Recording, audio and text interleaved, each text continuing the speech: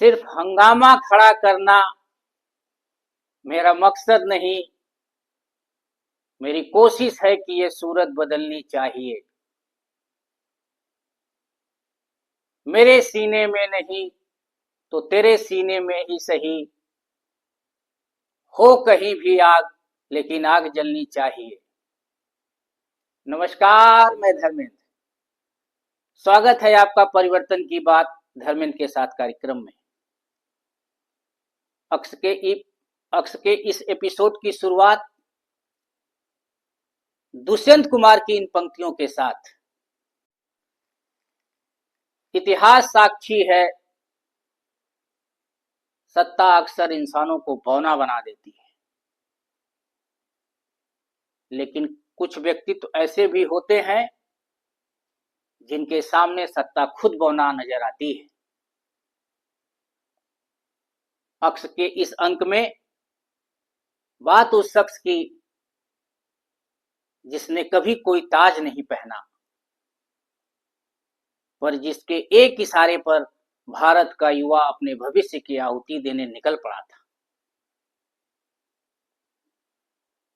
उसका व्यक्तित्व उस पारस के पत्थर की तरह था जिसने राजनीति के लोहे को छूकर उसे नैतिकता का स्वर्ण बना दिया। वह राजनेता नहीं बल्कि राजनीति का शुद्धिकरण था। एक ऐसा शख्स जिसने मरते हुए लोकतंत्र में फिर से जान फूंक दी थी, जिसका मानना था कि लोकतंत्र सिर्फ संविधान की किताब नहीं बल्कि जनता की चेतना है। आज हम मां भारती के उस चितचोर को याद कर रहे हैं जिसे दुनिया लोकनायक जयप्रकाश नारायण के नाम से जानती है। आज की युवा पीढ़ी सोचती है कि क्रांति सोशल मीडिया से आती है, लेकिन 1920 के दशक में एक लड़का बिहार से 7 समुंदर पार अमेरिका गया। पैसे के अभाव में वहां के होटलों में बर्तन तक धोए, खेतों में काम किया, लेकिन वो लकीर के फकीर नहीं थे। मार्क्स के द्वंद्वात्मक भौतिकवाद से लेकर गांधी जी के सर्वोदय तक की उनकी यात्रा सत्य के प्रति उनकी निरंतर सोच का प्रमाण है, जिसने नेहरू जी के निमंत्रण को ठुकराकर यह सिद्ध किया कि लोकनीति राजनीति से ऊपर होती है। जेपी केवल एक नाम नहीं बल्कि अन्याय के विरुद्ध उठने वाली एक आवाज है, जिसने भारतीय लोकतंत्र की नींव को दोबारा सींचा। जेपी ने कभी किसी की सत्ता नहीं चुराई। उन्होंने तो बस जनता के दुखों को अपना दुख समझकर उनका दिल चुरा लिया। इसीलिए वो किसी दल के नहीं बल्कि पूरे भारत के लोक नायक बन गए। जेपी की संपूर्ण क्रांति का वैचारिक ढांचा डॉक्टर राम मनोहर लोहिया के सप्त क्रांति पर आधारित था।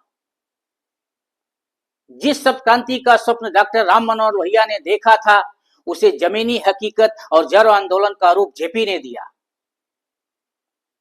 लोहिया वैचारिक पितामह थे तो जेपी उस विचार को रणभूमि में उतारने वाले सेनापति। जेपी ने लोहिया के अधूरे सपनों को अपनी संपूर्ण क्रांति की आहुति दी। लेकिन क्या संपूर्ण क्रांति का मतलब सिर्फ दिल्ली के तख्त को हिलाना था? ऐसा बिल्कुल नहीं।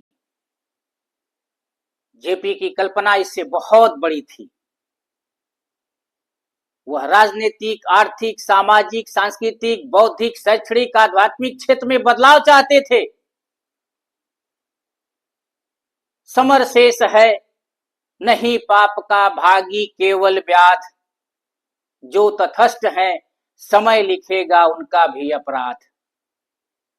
मां भारती का वह चितचोर, दिनकर की कविताओं को हकीकत में बदलने वाला वह लोकनायक आज भले वे ही हमारे बीच में नहीं है, लेकिन जब कोई नौजवान अन्याय के खिलाफ आवाज उठाता है तो उसमें जेपी का ही यक्ष नजर आता है।